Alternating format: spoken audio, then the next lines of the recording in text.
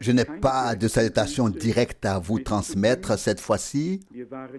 Nous étions avec frère Osterhout à Londres et à Birmingham où nous avons tenu quelques réunions, mais c'était plus ou moins un terrain inconnu à Birmingham dans une grande communauté baptiste.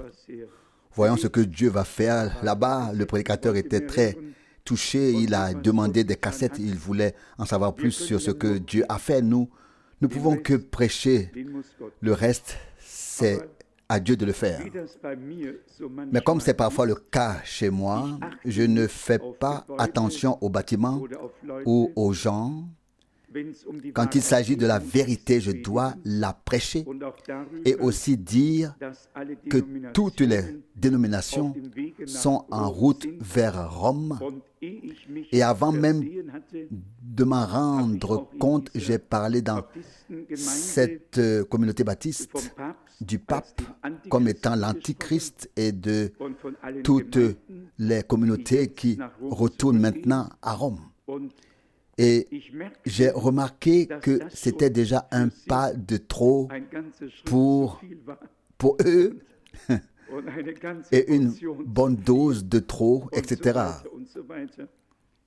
Mais ils ont quand même célébré le repas du Seigneur après la prédication, donc ça ne devait pas être si grave. Comme je l'ai dit, nous ne pouvons que proclamer la parole et Dieu m'a accordé la grâce de ne pas avoir peur de ce qui pourrait arriver, mais de proclamer ce qui doit être proclamé.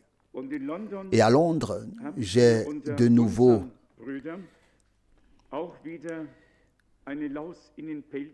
mis des bâtons dans les roues à nos frères, comme on dit dans le langage populaire, nos frères, en particulier dans toutes les assemblées d'Amérique et d'Angleterre, ont adopté cette certaine forme de tradition et de dénomination.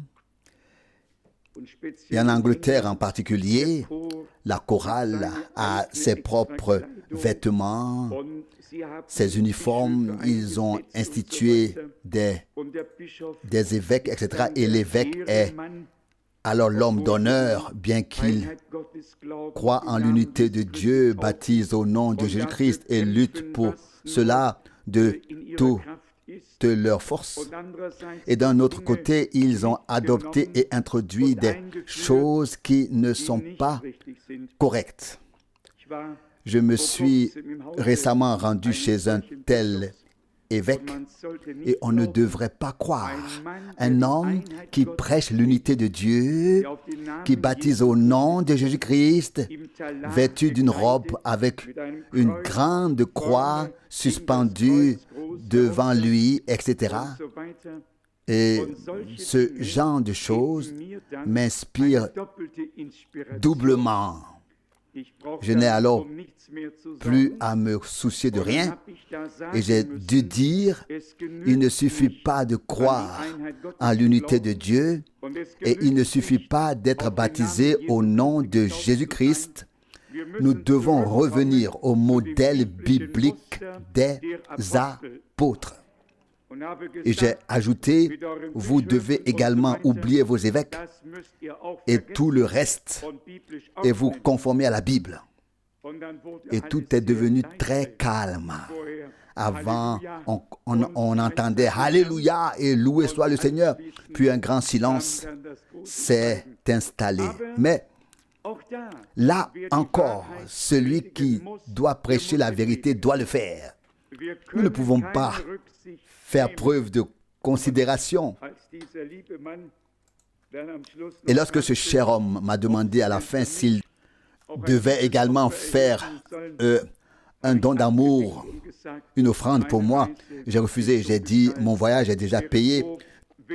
Et je lui ai dit, je serais heureux s'il avait porté ses fruits en vous amenant à accepter la parole de Dieu. Et tout est rentré dans l'ordre. Oui, ce sont des expériences que l'on accumule, en particulier lorsque, comme cela s'est produit ces 2 fois, je prêche là où je n'ai encore jamais prêché. Et alors, certaines choses doivent être dites. Et bien, ici, chez nous, les choses se passent très souvent très vite. Aujourd'hui, j'ai entendu parler d'un cas à Düsseldorf, une jeune fille de 18 ans qui est sur le point de passer son baccalauréat, traverse un carrefour avec son ami, un conducteur ne respecte pas le feu rouge et elle est non seulement blessée mais aussi légèrement handicapée mentalement et doit être internée dans un établissement spécialisé. Une grande détresse s'est abattue sur elle. Quand on entend tout ce qui peut arriver soudainement et toute la détresse et la misère qui règnent parmi le peuple, nous pouvons être reconnaissants de notre sort. Parfois, cela nous fait même du bien de savoir que nous ne sommes pas les seuls à souffrir, les seuls à devoir supporter et endurer certaines choses. Nous pouvons être reconnaissants d'être vraiment comme nous sommes. Nous avons un logement, nous avons de quoi nous nourrir, nous avons des vêtements. Et ce qui est le plus important, nous avons la nourriture spirituelle au temps convenable, la parole révélée de Dieu. Mes chers amis, on s'en rend compte de plus en plus, surtout lorsqu'on se rend dans des assemblées qui ne savent absolument rien de ce que Dieu a promis pour cette époque, sans parler de ce qu'il a fait. Et comme nous l'avons entendu, les critiques à l'égard de notre Seigneur dans notre pays en disent long. C'est sans doute la critique la plus virulente qu'un homme ait jamais formulée à l'égard du christianisme, du Christ des évangiles, des épîtres et des apôtres, que cet homme en arrive à se prendre ainsi un disciple de la communauté religieuse romaine, un homme qui est passé d'un monastère à l'autre et qui a ainsi mené toute sa carrière jusqu'à ce que cela déborde et qu'il quitte la communauté religieuse et se déclare athée. Mais dans ses explications, il démolit tout. Notre Seigneur qui s'est trompé, les apôtres qui ont menti et trompé, les évangiles qui ont été écrits quelque temps plus tard. Une chose vraiment triste dans notre pays. Et quand on lit cela, j'ai les volumes dans mon bureau, cela nous monte à la tête. Ô Seigneur, combien de temps encore vas-tu regarder tout cela avant de rendre ton jugement ou de te révéler? Nous avons connu une époque où l'on déclarait Dieu mort. Et cela nous est monté en nous. Et nous avons dit, oh Dieu, prouve que tu es vivant. Vous savez comment nous nous sentons dans de tels cas. L'un des anciens princes de la communauté, de communauté religieuse avait dit un jour, 99% des Écritures sont crédibles. Et cet homme renverse la situation et dit, le contraire pourrait être plus vrai. Il faut que l'homme s'en rende compte d'une telle chose. Mais Dieu remportera la victoire là aussi. Il le faut. Cet homme en Angleterre qui s'en est pris au prophète Mahomet sous le titre « Les versets sataniques » est désormais recherché pour 10 millions de dollars. Celui qui le tuera recevra 10 millions de dollars parce qu'il n'a fait que reprendre ce qui a été omis dans le 53e dans la 53e sourate du Coran. En effet, Mohammed a réellement dit qu'il avait été interrompu dans sa conversation avec Gabriel. Vous savez, il prétend que le ciel s'est illuminé, que Gabriel lui est apparu et lui a dicté le Coran. Et soudain, il a été interrompu et il devait, pour sauver le paganisme, inclure 3 déesses dans son programme. Lui qui devait croire en un seul Dieu. Et c'est ce qu'il a dit avant de se rétracter plus tard. Mais cet homme reprend cela et explique en disant que Satan s'en est mêlé et bien sûr, il a tout détruit. Nous voyons que plus personne ne s'arrête, ni ici, ni là-bas, ni ailleurs. Nous vivons en effet à une époque sans crainte de Dieu. Et il faut se demander si les gens ne sont pas en train de perdre leur lucidité. Ils ne savent plus ce qu'ils font. Ils ne savent plus ce qu'ils font. Dieu merci, nous pouvons encore être sensés. Et je dois vous dire très honnêtement, même si cela me fait mal à nous tous, quand on humilie ainsi notre Seigneur, qu'on l'insulte, qu'on va même jusqu'à dire l'existence historique de Jésus n'est pas prouvée.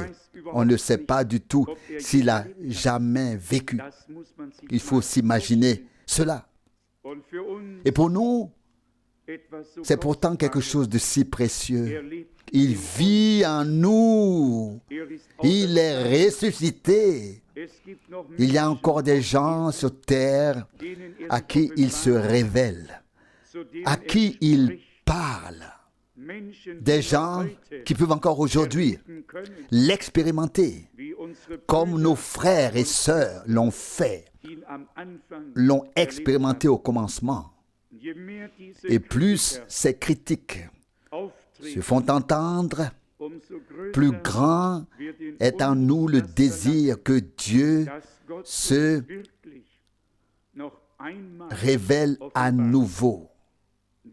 Nous pourrions crier ou exulter comme Samson à l'époque. Seigneur, encore une fois.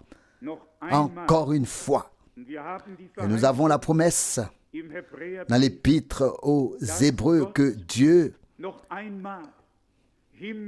ébranlera encore une fois le ciel et la terre, et que tout ce qui peut être ébranlé sera ébranlé.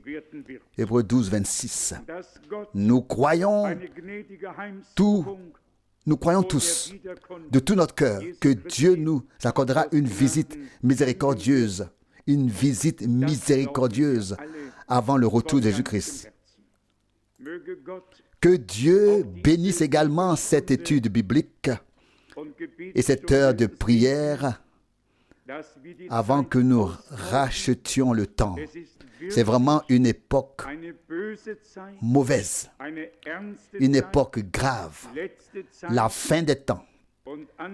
Mais d'un autre côté, une époque merveilleuse comme il n'y en a jamais eu sur terre. Lorsque j'ai chanté ce cantique probablement dans le 3e couplet, ici, au numéro 8, j'ai pensé à une citation de Rockefeller, sans doute l'homme le plus riche des États-Unis à son époque et peut-être encore aujourd'hui. Il dit « Tu rends les pauvres riches, tu rends les pauvres riches ».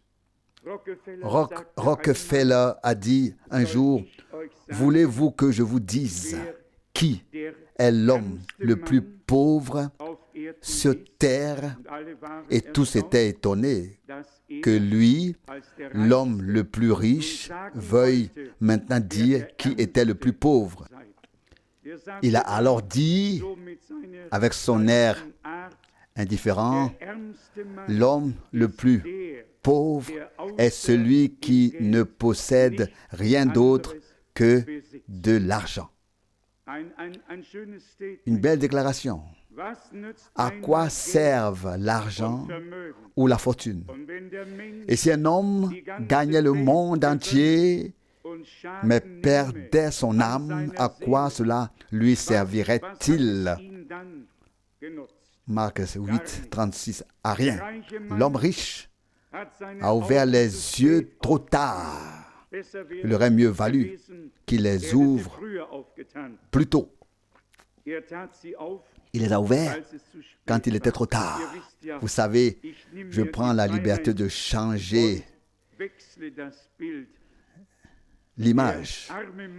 Le pauvre homme était le riche et le riche était le pauvre. Lazare, Luc 16, 23, ici-bas, l'un était riche et l'autre pauvre. Ici, l'un était pauvre, mais là-bas, il était dans le sein d'Abraham. Ce n'est pas ce qui est ici-bas qui compte, mais ce que Dieu a mis en nous. Ne cherchez pas les trésors qui sont sur terre, mais recherchez ce qui est là-haut. Car là où est votre trésor, là aussi sera votre cœur. Matthieu 6, 21. Les riches ont du mal à entrer dans le royaume de Dieu. Et c'est pourquoi nous sommes si bien entrés dans le royaume de Dieu. Parce que nous n'avions pas de lourd fardeau à porter. Notre Seigneur dit, il est plus facile à un chameau de passer par le trou d'une aiguille qu'à un riche d'entrer dans le royaume de Dieu. Marc 10, 25. Vous savez bien sûr que cela fait probablement référence à cette porte de Jérusalem appelée trou d'aiguille où tout le monde devait se baisser très bas pour pouvoir entrer. Personne ne pouvait passer debout. Ils devaient tous se baisser très très bas pour pouvoir passer. Quoi qu'il en soit, notre Seigneur dit, rien n'est impossible à Dieu. Marc 10, 27, ce qui est impossible aux hommes est possible à Dieu. Frère Rousse a annoncé que nous répondrions aux questions avec l'aide de Dieu, qui a une question qui est importante pour nous tous, qui est importante pour l'édification globale de l'Église ou qui est suffisamment importante pour mériter une réponse. Qui souhaite la poser? Je vous en prie. 1 Corinthiens 12, à partir du verset, oui, c'est bien sûr un sujet dont on peut parler très très longtemps. Je ne sais pas si nous pouvons le traiter ici en une soirée ou en quelques soirées. Puis-je savoir quel est le point abordé dans ces deux chapitres qui devrait peut-être être éclairci ou expliqué? Quelle est la question directe? Oui. Oui. Il est donc vrai que par le baptême du Saint-Esprit, les dons de l'Esprit sont placés dans le cœur de l'homme. Les 9 dons de l'Esprit sont contenus dans l'effusion du Saint-Esprit. Mais l'exercice des dons est alors différent. Par exemple, nous ne trouvons pas que les femmes chassent les démons, imposent les mains aux malades ou prêchent l'évangile, etc.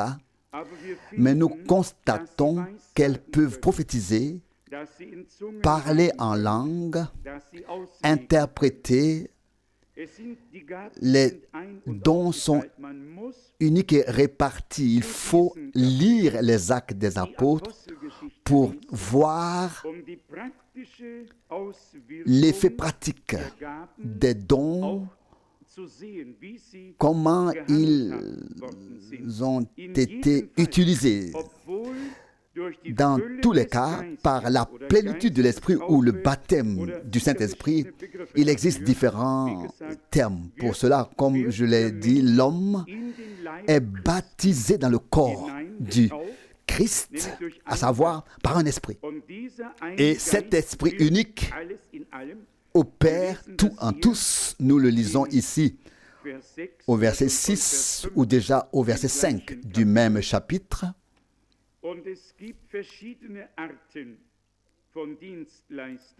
Il y a diversité de ministères, mais c'est le même Seigneur.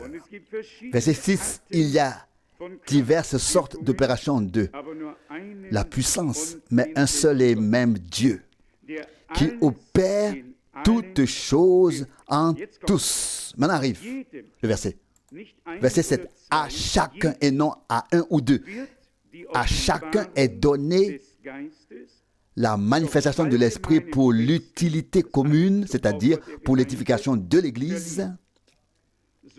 Verset 8. Ainsi, à l'un est donné par l'Esprit une parole de sagesse, à un autre une parole de connaissance selon le même Esprit. C'est effectivement le cas et je crois que ce sont ces deux dons de l'Esprit que nous avons le plus expérimenté de la manière la plus impressionnante au fil des ans, que par la révélation de l'Esprit, la parole de sagesse divine a été donnée dans la révélation de la parole, dans la connaissance, etc. Combien de fois l'avons-nous expérimenté, que ce soit chez toi, chez moi, chez nous qui avons servi ici. Nous ne savions pas du tout ce qui allait arriver, mais cela est arrivé. Cela est venu par révélation. Nous ne l'avons pas apporté avec nous. Cela nous a été donné ici par Dieu. Nous ne sommes pas venus avec, mais cela nous a été donné ici par Dieu, par l'inspiration du Saint-Esprit, pendant la réunion. Bon, j'ai justement ici une lettre. Je vais vous lire les premiers mots ou les premières lignes. Je vais devoir en informer ces personnes. Cela vient de notre pays voisin, ces gens parlent allemand, et il est dit, « Notre cher et bien-aimé frère Franck, j'ai de nouveau le besoin sincère de t'écrire quelques lignes. Je le ressens dans mon cœur, car au téléphone, je ne peux pas m'exprimer comme je le voudrais. Je dois te redire à quel point je suis reconnaissant à notre Seigneur bien-aimé de t'avoir donné à nous. Nous ne pouvons pas assez apprécier le fait de pouvoir connaître personnellement un homme de Dieu aussi doué, ou plutôt de vivre à la même époque que lui. Tout cela est bien, beau. Mais le Seigneur lui-même a dit dans sa chair, « Je ne reçois pas la gloire des hommes. » Jean 5, 41. Il faut être vigilant et faire attention. Mais je continue à lire. Un peu plus loin, il est dit, ici, c'est à la fois réjouissant et bouleversant de voir à quel point le Seigneur te bénit et peut t'utiliser. Et cette bénédiction rejaillit sur le peuple en abondance. Il me semble vraiment que nous vivons à l'époque des apôtres et que nous pouvons être témoins de leur œuvre, etc. Tout cela est bien beau, les gens sont bénis, mais ce n'est pas à un homme qu'il faut rendre grâce, qu'il faut apporter la reconnaissance, mais seulement exprimer la reconnaissance, mais seulement à Dieu et à Dieu seul. Car qu'avons-nous eu? Qu'avons-nous? Nous n'avons rien eu. Et qu'aurions-nous aujourd'hui si Dieu ne nous l'avait pas donné? Toujours rien, n'est-ce pas? Et c'est pourquoi, lorsqu'il est écrit ici, à chacun est donné la révélation, la manifestation de l'Esprit pour l'utilité commune. 1 Corinthiens 12, 7. Donc, nous ne recevons pas un don, un ministère ou le baptême du Saint-Esprit pour nous-mêmes. Nous les recevons afin de pouvoir servir le corps de Jésus-Christ. Verset 7. Mais à chacun est donné la manifestation de l'Esprit pour l'utilité commune. Pas toi pour toi, pas moi pour moi. Dieu me donne, Dieu te donne pour nous tous, afin que tous les membres soient bénis par ce qu'il donne. Les 9 dons de l'Esprit sont donc énumérés ici. Nous croyons que la parole de Dieu est valable du début à la fin. Et nous disons avec Paul, comme il l'exprime ici dans 1 Corinthiens 14, verset 1, « Recherchez donc l'amour, mais recherchez aussi les dons de l'Esprit, en particulier le don de prophétie. » Dans une autre traduction, recherchez le don de la prophétie. Le don de prophétie. Et nous en arrivons à un point important. Lorsqu'il s'agit de questions doctrinales, nous trouvons la réponse ici, quelque part dans les Saintes Écritures. Mais lorsqu'il s'agit de questions personnelles, Frère Branham a dit, littéralement, lorsqu'il enseignait à ce sujet, que les détenteurs de dons doivent se réunir et se présenter devant le Seigneur afin que par le Saint-Esprit, que ce soit par le parler en langue et l'interprétation ou par la prophétie, la personne concernée qui est dans le besoin, qui a besoin d'une réponse, mais ce n'est pas une réponse par l'enseignement, c'est une réponse pour sa vie ou pour quoi que ce soit d'autre, quelque chose de personnel, que cette réponse puisse alors être donnée par les dons de l'Esprit, par le Saint-Esprit. Et ainsi, le don est à nouveau utile à ceux qui sont dans le besoin. Et je pense que nous sommes tous dans le besoin. Qui d'entre nous n'aimerait pas avoir une réponse à telle ou telle question ou chose? Et que souhaitons-nous? Que Dieu nous aide. Et voyez-vous, chers frères et sœurs, nous y croyons de tout cœur.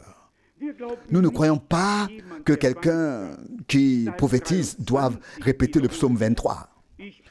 Je suis le bon berger, je vous conduis vers des pâturages verdoyants. Ça, ce n'est pas une prophétie. On entend cela sans cesse dans le mouvement pentecôtiste. Ou encore, je suis le Seigneur, je suis parmi vous, je vous bénis. Il a déjà promis, Matthieu 18, 20. Ou encore, ainsi parle le Seigneur, je suis avec vous tous les jours jusqu'à la fin du monde. C'est déjà écrit dans Matthieu 28, verset 20. C'est déjà écrit. Tout cela n'est pas de la prophétie. Une prophétie, c'est quand Agabus prend la ceinture de Paul, s'enceint et dit, l'homme à qui appartient cette ceinture sera livré à Jérusalem où il sera emprisonné et devra beaucoup souffrir. Actes des Apôtres 21, verset 11. Il en fut de même pour les 4 filles de Philippe qui avaient également le don de prophétie. Actes des Apôtres 21, verset 9. Elles n'ont pas dit, ainsi parle le Seigneur, je suis le bon berger. Mais elles ont prophétisé dans le même sens. Elles ont dit à cet homme ce qui allait lui arriver. La prophétie révèle la volonté personnelle de Dieu pour un homme, pour une personne. En fait, il existe différents types de prophéties. Il y a aussi la prophétie selon laquelle lorsque des incroyants viennent dans l'assemblée, les pensées de leur cœur sont révélées et ils tombent sur leur visage en s'écriant « Dieu est vraiment parmi vous ». En Corinthiens 14, 25. Imaginez comme cela était souvent le cas dans le ministère de Frère Branham, qu'il disait simplement aux gens par révélation avec quelles pensées ils étaient venus, quelles étaient leurs intentions, etc.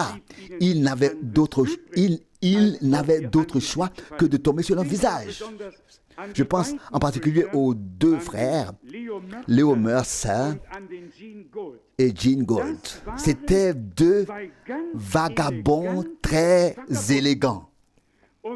Ils s'étaient habillés spécialement pour l'occasion et sont venus voir Frère Branham en disant « Nous venons de la police criminelle et nous avons été envoyés ici pour enquêter, pour voir si tout se passe bien, etc. » Et avant même qu'ils aient pu continuer, Frère Branham a dit « Vous êtes deux menteurs et deux vagabonds, vous êtes tel et tel, il a dit leur nom, et vous venez de tel endroit, et comme frappés par la foudre, ils se sont mis à genoux et se sont repentis en portant le sac et la cendre. » Ça, c'est l'Esprit de Dieu. J'ai personnellement rencontré ces deux frères en juin 1958. En juin 1958, j'ai fait leur connaissance. Ça, c'est une révélation. C'est ainsi parle le Seigneur. Ce n'est pas la répétition de textes bibliques ou de dictons quelconques qui sont de nature générale, mais aussi ciblé que l'Esprit de Dieu, par la parole de la sagesse divine, la parole de la connaissance, éclaire, révèle et met en lumière sa parole ici dans la Bible.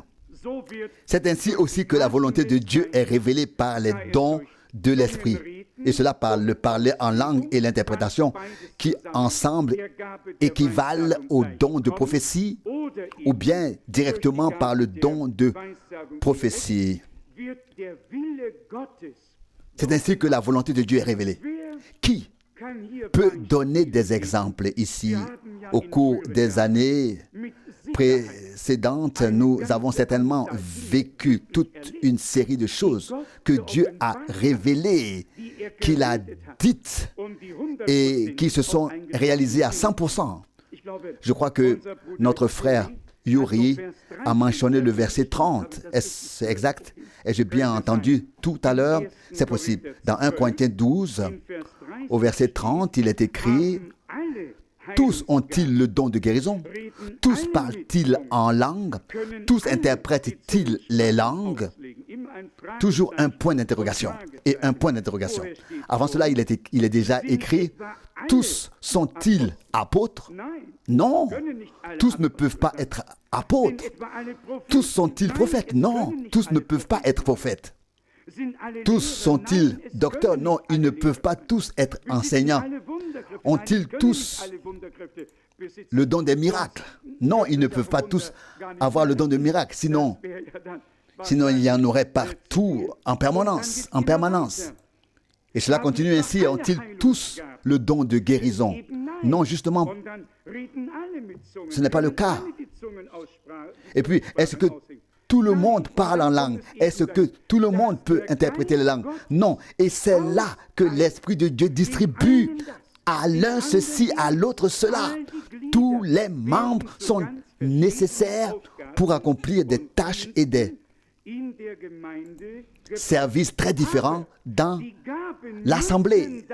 Mais les dons doivent être là, que je les ai ou que tu les aies, peu importe qui les a, mais ils doivent être là.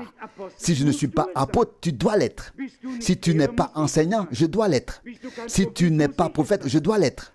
Comprenez-vous ce que je veux dire? Les ministères doivent être là. Les dons doivent être aussi là. Et si nous croyons que la fin sera comme le commencement, Alors remercions Dieu pour nos frères et sœurs bien-aimés qui sont venus nous rappeler ces questions, puis prions jusqu'à ce que Dieu se soit vraiment révélé à chacun et que tous aient été baptisés réellement du Saint-Esprit, mais aussi qu'ils se soumettent à l'Esprit, qu'ils ne veuillent pas seulement vivre dans l'Esprit, mais aussi marcher selon l'Esprit, qu'ils ne se vantent pas, mais qu'ils marchent dans l'humilité avec Dieu, humblement. Et comme je l'ai dit, vous voyez peut-être aussi ici qu'il y a une grande différence entre les prophètes de l'Ancien Testament et ceux du Nouveau Testament. J'espère que vous le savez. Les prophètes de l'Ancien Testament ont annoncé dans leur prophétie les choses qui allaient arriver. Les prophètes du Nouveau Testament exposent le conseil de Dieu révélé par les... Donc, exposent ce conseil de Dieu révélé par les prophètes. Et puis, 2 ou 3 personnes peuvent parler à tour de rôle dans une assemblée. Et si quelqu'un qui est assis là reçoit soudainement une révélation, c'est-à-dire que si quelqu'un parle et ne touche pas le cœur du sujet, mais que cela est soudainement montré et révélé à quelqu'un qui est assis et qui écoute, alors il se lève et dit ce que Dieu lui a révélé. Et celui qui parle devant peut continuer à parler. Avez-vous tous lu cela? Bien sûr. C'est écrit ici, 1 Corinthiens 14, verset 29. 1 Corinthiens 14, verset 29. De même, les prophètes ne doivent parler que 2 ou 3 à la fois, et les autres doivent juger. Verset 30. Mais si une révélation est faite à un autre qui est assis, le premier doit se taire. Verset 35. Car vous pouvez tous successivement parler comme des orateurs prophétiques, afin que tous reçoivent des instructions et que tous soient avertis. Remarquez-vous de quoi il s'agit ici? Il s'agit en effet du ministère prophétique au sein de l'Église du Nouveau Testament. Et je crois que nous avons eu un tel ministère, justement, précisément maintenant, dans cet âge prophétique. Et j'ose dire que nous avons maintenant la continuation dans le même esprit et que nous pouvons en faire l'expérience par la grâce de Dieu. Il n'y a pas eu de changement de cap. Nous n'avons rien ajouté à la parole de Dieu, mais par la grâce de Dieu, les choses que nous avons entendues sont devenues plus claires, plus certaines. Pour nous, nous les avons comprises plus profondément et nous avons acquis une meilleure vue d'ensemble, mais au fond, nous avons et vivons maintenant la continuation du ministère prophétique, la continuation du ministère d'enseignant, la continuation d'un ministère apostolique. Maintenant, quelqu'un dira, oui, à la fin, tu unifies tout cela si bien avec toi-même. Je vais vous dire une chose. Lorsque Dieu est dans le besoin, il peut aussi en utiliser un seul pour beaucoup de choses. Paul dit ou écrit, il dit, je suis un enseignant, un apôtre, etc., un prédicateur de l'Évangile. Quand il faut prêcher, on est prédicateur pour Dieu. Quand il faut enseigner, oui, alors il faut enseigner. Si la partie prophétique doit être exposée, oui, voilà. Seigneur, me voici. Si tu as quelqu'un d'autre, très bien. Si tu n'en as pas, alors prends-moi pour cela aussi, comme cela vient, et que cela soit ainsi. Et nous avons ressenti que lorsque l'on a vraiment une vocation, un appel divin, ni l'orgueil, ni la déviation, ni quoi que ce soit d'autre ne peuvent surgir. Et Dieu y veille. Je l'ai dit assez souvent, et je le pense vraiment. je prêcherai ce que je prêche, même si tous les prophètes et tous les apôtres étaient assis devant moi et m'écoutaient. Je suis certain que je ne prêche pas moi-même, ni ma connaissance, mais Jésus-Christ comme Seigneur, comme le Seigneur et la parole de Dieu telle qu'elle nous a été révélée dans les Saintes Écritures. Et si les gens le reconnaissent, voire l'écrivent, prenons-le simplement à cœur et gardons à l'esprit que personne ne fait grand cas d'un homme. Que dit Paul? L'un dit, je suis pour Paul, moi je suis pour Apollos, moi je suis pour Céphas, et ainsi de suite. 1 Corinthiens 1, 12. Et il dit, qui est mort pour vous? Verset 13. Paul ou Pierre? Le Christ n'est-il pas mort pour nous tous? Et ainsi nous nous efforçons, en effet, de ne prêcher ni Paul, ni Pierre, ni frère Branham. Il arrive que nous mentionnions les hommes de Dieu parce que Dieu les a utilisés. Mais la prédication, c'est la parole.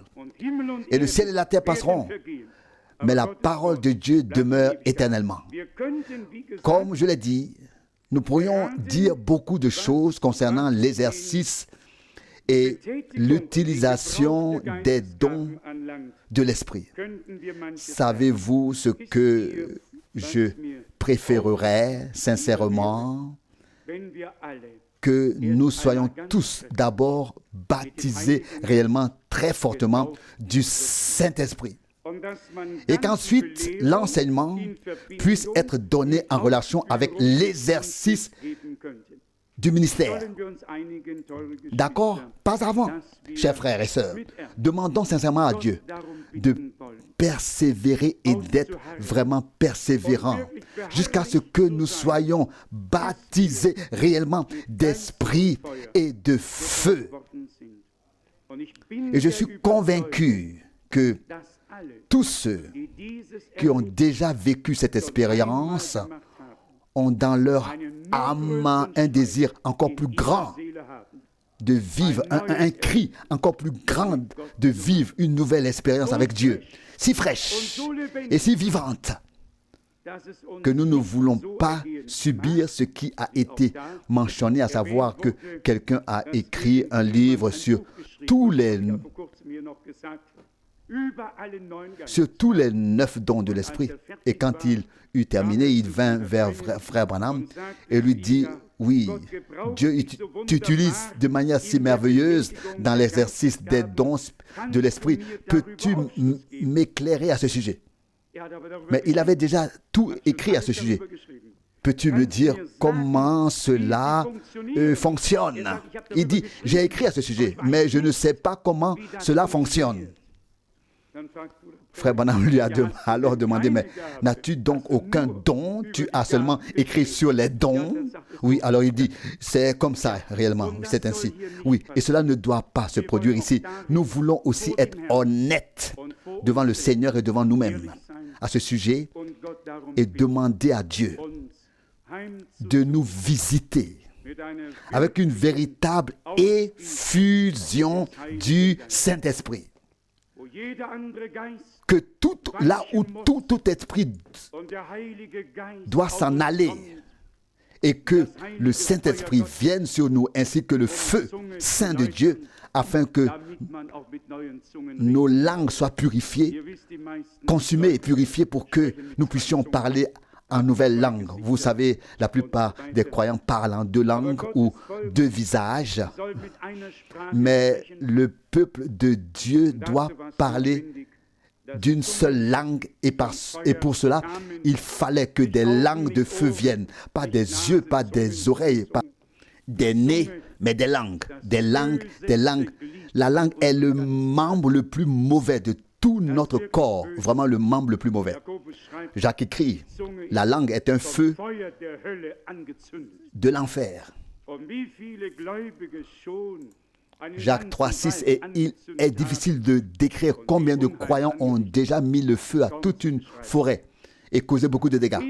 Rares sont ceux qui, comme à la Pentecôte, après avoir reçu le baptême Saint-Esprit et de feu, ont annoncé la bonne nouvelle à la foule qui s'était précipitée. Que leur ont-ils dit? Qu'ont-ils entendu ceux qui se sont précipités? Qui le sait? Pardon? Eh bien, qu'ont-ils entendu? Qu'est-ce qui a été dit? N'entendons-nous pas les grandes merveilles de Dieu être proclamées? Cela doit être écrit quelque part ici, dans le chapitre 2 des Actes des Apôtres. Qui peut me citer le verset? Eh bien, attendez, ça commence au verset 8. Oui, verset 8. Ça fait que commencer là, ici. Verset 8. Actes des Apôtres 2, verset 8. Comment se fait-il que nous les entendions parler dans notre propre langue, celle dans laquelle nous sommes nés? Imaginez. Et vous savez qu'un double miracle s'est réellement produit. D'une part, le miracle chez ceux qui ont été baptisés du Saint-Esprit et de feu, et d'autre part, le miracle chez ceux sur qui l'Esprit est déjà descendu, ceux qui allaient rejoindre l'Église. Chacun entendait ce qui était dit dans sa propre langue. Mèdes, Perses, Élamites, 16 ou 17 langues différentes. Cappadociens, Libyens, Cyrénaïques, etc.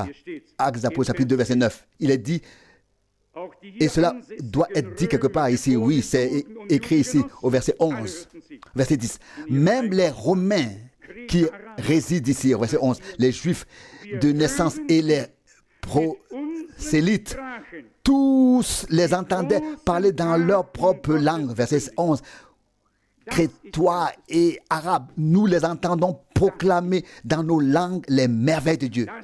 Ça, c'est le baptême de l'Esprit. C'est le baptême de l'Esprit. Que l'Esprit de Dieu proclame lui-même ce que Dieu vient de faire en eux, les merveilles de Dieu, afin que les hommes soient submergés par ce que Dieu a fait. Les dons de l'Esprit ne sont pas là pour être entendus et vus par les hommes, ni même pour être célébrés par eux, pour qu'on soit vu. Non, les dons de l'Esprit sont là pour que Dieu, s'il veut utiliser la bouche, puisse parler lui-même. Est-ce vrai ou non? C'est pour que l'Esprit de Dieu lui-même puisse parler à travers l'homme que l'Esprit de Dieu est donné à l'homme. C'est la seule raison. Au verset 11, nous les entendons proclamer dans nos langues les grandes œuvres de Dieu. Verset 12, ils étaient tous stupéfaits et perplexes et se disaient les uns aux autres, que signifie cela? Cela était ceux à qui s'adressait l'Esprit de Dieu. Ceux qui étaient touchés et émus par lui. Les autres, verset 13, se moquaient et disaient, ils sont pleins de vin doux. Il y a toujours deux réactions lorsque Dieu se manifeste. Qu'il le fasse et qu'il puisse se révéler à nous et à travers nous, et qu'il nous accorde vraiment un baptême de l'Esprit tel qu'il est écrit dans ce livre, tel qu'il est décrit dans ce livre, tel qu'il a été vécu ici dans ce livre, qui nous accorde un tel baptême de l'Esprit par grâce. Je suis tout à fait honnête, cela me conviendrait, si frère Rousse et les frères sont d'accord, que nous venions ici spécialement les mercredis soirs et que nous commencions par chanter des chœurs, puis que celui qui se sent conduit exprime quelque chose, exprime quelques paroles et que nous nous mettions tout de suite ensuite peut-être à prier certains mercredi soir, si possible, dès le début, et que nous voyons ensuite comment cela se passe. Si l'Esprit de Dieu ne se manifeste pas et que la prière ne s'étend pas, etc., nous pourrons toujours répondre aux questions. Mais il serait préférable que Dieu nous donne une réponse lui-même. Préparons-nous intérieurement et demandons cela à Dieu. Nous n'avons plus besoin d'attendre. Le temps d'attente n'a été que de 10 jours. Nous n'avons pas un seul jour à attendre. À l'époque, ils devaient attendre parce que l'Esprit n'était pas encore descendu, n'était pas encore tombé. Mais depuis la Pentecôte, personne n'a plus besoin d'attendre. Dans la maison de Corneille, lors du premier sermon, alors qu'il venait à peine de commencer, le Saint-Esprit est descendu sur tous ceux qui ont entendu la parole. Puisse cela vraiment se produire par grâce parmi nous. Amen. Levons-nous. Je te remercie de tout cœur pour ta présence, pour ta parole précieuse et sainte, pour le désir que tu as mis en nous, le désir de te vivre, de t'expérimenter maintenant comme au commencement, afin que nous puissions vivre encore une fois les actes des apôtres tels qu'ils ont été écrits. Commence par une effusion de ton esprit, Seigneur bien-aimé. Nous avons encore une demande, que tu puisses déjà utiliser ceux qui sont là pour nous révéler éventuellement les obstacles qui pourraient se trouver dans notre vie. Seigneur bien-aimé, nous te demandons sincèrement et de tout cœur que ton esprit parle réellement et révèle la vérité. Et quand il est dit, ainsi parle le Seigneur, que ce soit que tu aies réellement parlé ainsi avant que nous ne le prononcions. Seigneur bien-aimé, nous aspirons à entrer dans ta présence réellement, et cela en étant un seul cœur et une seule âme, sans soupir les uns contre les autres, sans aucune discorde, sans rien. Purifié par le sang de l'agneau dans ta présence. Entrer dans ta présence, être sanctifié par la parole de vérité. Unis devant toi, être un, afin d'être assemblés en un seul corps. Nous te demandons de nous aider à surmonter toutes les déceptions que nous avons vécues envers nous-mêmes et envers les autres. Nous te demandons de nous relever, de nous donner un nouveau courage, une nouvelle joie, de te prendre au mot, car tu es le même aujourd'hui. Tu es le je suis, non pas le j'étais, mais le je suis. Nous t'en remercions. Et tu as dit à Moïse, c'est mon nom de génération en génération. Seigneur bien-aimé, tu es un Dieu merveilleux. Nous sommes restés un petit troupeau. Et cela s'accomplit. Dans le monde, vous avez peur, mais rassurez-vous, j'ai vaincu le monde. Seigneur bien-aimé, lorsque nous entendons et voyons tout ce qui se passe sur terre, nous prions comme au début du temps des apôtres. Étends ton bras et accomplis des miracles et des signes. Vois la fureur des païens et les vaines pensées des peuples. Tout va de travers. Ô Dieu, ordonne que ton peuple revienne à la raison et soit arraché du feu comme d'un incendie. Accorde-nous comme à Samson la grâce de ne pas moudre le moulin, mais de saisir les colonnes et de faire s'effondrer les bâtiments de Babylone. Nous voyons, Seigneur bien-aimé, que tu es toujours le même aujourd'hui.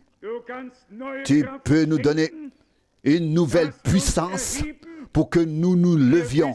nous savons que tu es le vainqueur de Golgotha. Satan est un menteur, un trompeur, un meurtrier. Il est vaincu, désarmé, cloué au pilori. Puisses-tu nous donner la foi en toi et à travers toi. La foi qui peut être considérée comme une victoire qui a déjà vaincu le monde. Bénis-nous et bénis tout ton peuple sur toute la terre. Viens nous chercher, Seigneur, Dieu Tout-Puissant. Tu nous as parlé et tu as ainsi éveillé en nous une espérance légitime de voir les promesses s'accomplir. Seigneur bien-aimé, fais-le bientôt par ta grâce. Nous te remercions pour Golgotha. Nous te remercions pour ton sang précieux et saint, pour ta parole précieuse et sainte, pour ton Saint-Esprit qui agit avec puissance. À toi, Seigneur et Roi, Seigneur des armées, à toi, Dieu unique, soit la louange et l'honneur, la gloire et l'adoration. Avant toi, il n'y a pas eu de Dieu, et après toi, il n'y en aura pas. Tu es le premier et tu es le dernier. Dieu d'Israël, Dieu d'Abraham, d'Isaac et de Jacob. Tu es devenu notre Dieu par Jésus-Christ notre Seigneur. Bénis-nous de la richesse de ta grâce. Donne-nous un nouveau courage, une nouvelle force. Enlève toute crainte de nous et donne-nous confiance. À toi, Dieu vivant, soit la louange et l'honneur, la gloire et l'adoration, maintenant et pour l'éternité. Au nom de Jésus-Christ. Amen.